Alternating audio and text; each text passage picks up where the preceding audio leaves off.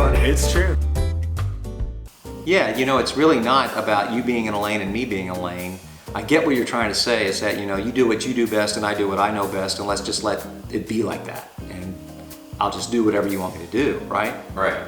But I think that at some point, you're going to run across somebody who's going to look at what you have and they're going to say to you, why are you doing that? And you'll say, well, because, Mike told me to do that. And he's like, well, he's an idiot. Really? Yeah, he's an idiot. I wouldn't have you do that at all. Oh, okay.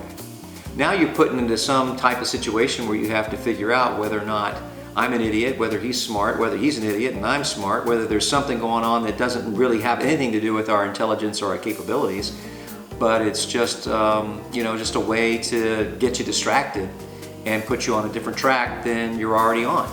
You're still making progress towards the same goal. So the question is do you understand why someone would try to distract you?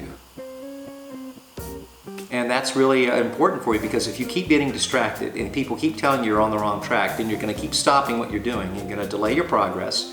Then you're going to change, and that's going to delay your progress. And then you have to start over, and that means that your progress is even more delayed. And you keep going a little bit up and a little bit back, a little bit up and a little bit back. It's like climbing that greased pole. You never can get to the top because someone keeps telling you to climb back down and climb it differently.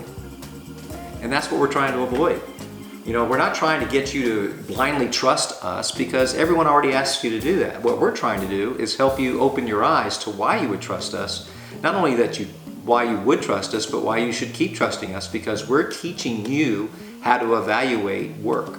We're teaching you how to evaluate the services you receive. We're teaching you how to evaluate what you already have. And if you can evaluate it, if you can at least get to the point where you're saying, okay, I understand this enough where I know whether someone's actually doing a good job for me, that they're working for me, they're not just using me to do their own work, they're not just using me to reach their own goals, they're working for me, then you're going to be in a much better spot. I think you're going to be in a safer spot. I think you're going to be in a more secure spot, and I think you'll make more progress. That's why it's important.